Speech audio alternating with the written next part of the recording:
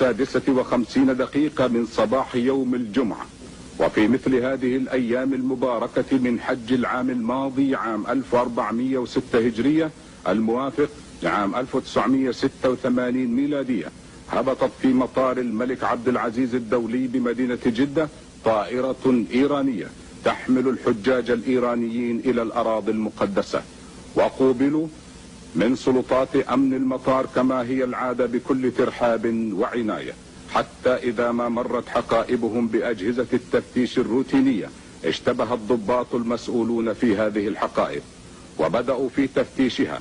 وحدثت المفاجأة الكبرى لضابط الأمن عندما اكتشف أن أول حقيبة تناولها التفتيش كانت تحتوي على مخزن في أسفلها مليء بمادة شديدة الانفجار، مما اضطره إلى حجز جميع الحقائب التي بلغ عددها 95 حقيبة، وجميعها ذات مخازن سفلية مليئة بمادة التفجير بما يبلغ وزنه 51 كيلوغرام. وانتقل الخبر فورا إلى السلطات المسؤولة في الدولة، وتشكلت لجنة للتحقيق. فماذا سجلت اللاقطات والعدسات؟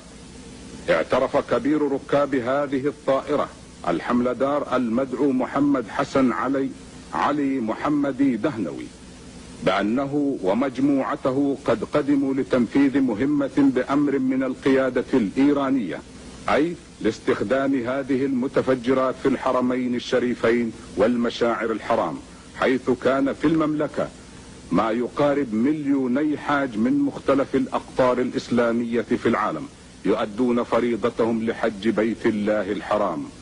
اعترف هو وزملاؤه بالصوت والصورة بأنهم جاءوا يحملون الموت والدمار لضيوف الرحمن. هكذا أيها الإخوة المسلمون وأيها المشاهدون يرى قادة إيران الإسلام الذي يستترون وراءه في ثورتهم الظالمة، وهكذا يرى قادة إيران أن انتهاك حرمة البيت العتيق ومناسك العبادة وقتل مئات الآلاف من المسلمين من تعاليم الإسلام الحنيف الذي يدعون أنهم حماته وأبناؤه. خواهیم ببریم به سعودی به خاطر اینی که منافع کشور ایران را بتونیم در خارج از کشور حفظ کنیم. الهدف من دخول المتفجرات إلى المملكة أن نحافظ على مصالح إيران في الخارج. نه به خاطر پول و به خاطر این چیزا نبوده، شاید به خاطر این بوده که من خواسته بودم باش همکاری کنم. یعنی من میتونستم بگم نه. لم أقم بهذا العمل مقابل المال أو أشياء أخرى، وقمت بهذا العمل وكان بإمكاني أن أقول لا. بعد از اینکه رضا توکلی اصرار کرد برادر من راضی نمیشد این کارو بکنه.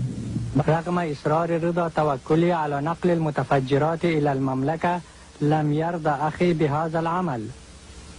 اما اون برادر من برد تهران و اینطور که خود برادر من میگفت، البته من نبودم من شنیدم، گفت که من رو بردن تهران و به اصطلاح تهران بهش گفته بودن که این کار از طرف دولت هم حمایت میشه و این نیست که شما بترسی و تنها باشی و اینا.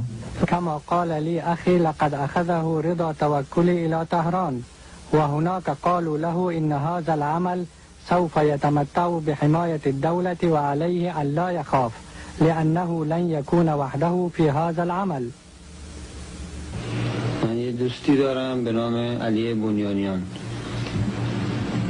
این دوست من که اسمش علی بنیانیان هست، یکی از دوستان خودش رو به نام رضا توکلی به من معرفی کرد و من با رضا توکلی من ساک‌های حجاج رو تحویل رضا توکلی دادم و رضا توکلی این مواد رو تو این ساک‌ها قرار داد و منم آوردم اینجا.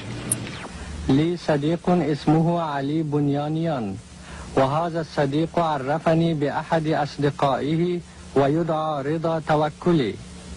سلمت شنط الحجاج إلى رضا توكلي، ورضا توكلي هو الذي وضع هذه المواد المتفجرة في شنط الحجاج، وأنا أتيت بها إلى هنا.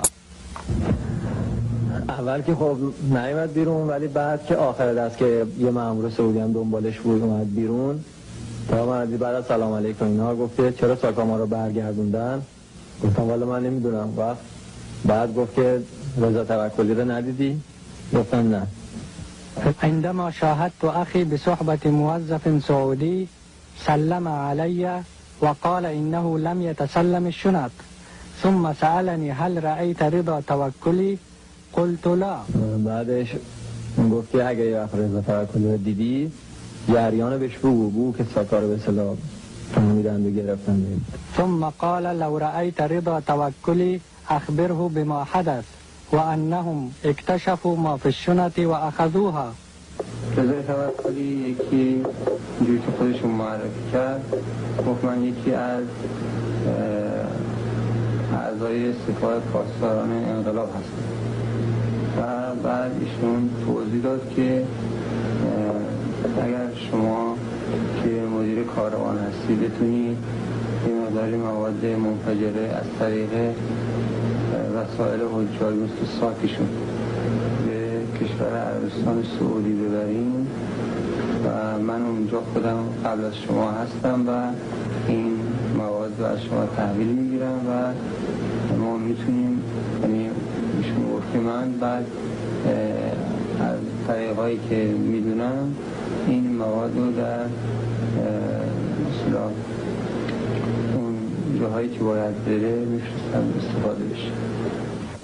رضا توكلي كما عرف نفسه لي قال إنه من أفراد الحرس الثوري، وحسب ما وضح لي أنك بصفتك كمدير القافلة تستطيع إدخال المواد المتفجرة إلى المملكة العربية السعودية عن طريق الحجاج في شنطهم، وسوف أكون هناك قبلك وأستلم هذه المواد المتفجرة منك ونحن سوف نستخدمها بالطريقة المناسبة.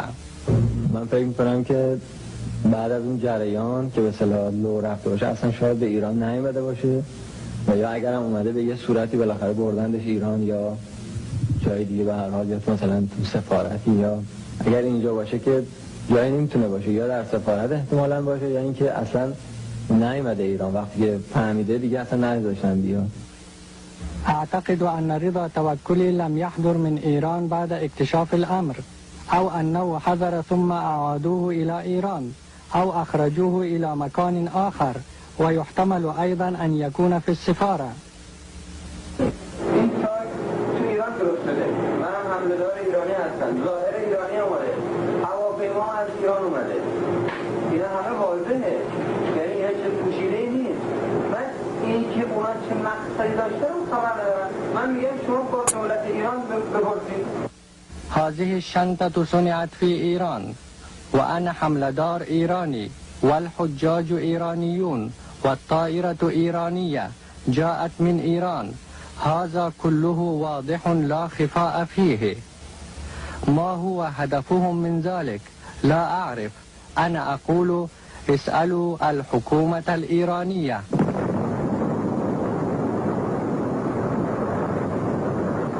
وبعد أيها المشاهدون الكرام، فهذا ما كان من إيران في العام الماضي وما كان منها في هذا العام، وهذا ما قابلت به المملكة العربية السعودية هذه الجرائم النكراء. والحكم بعد هذا لضمائر المشاهدين في جميع أنحاء العالم الإسلامي والعربي والغربي، وللمنصفين من أبناء الشعب الإيراني المسلم. السلام عليكم ورحمة الله وبركاته.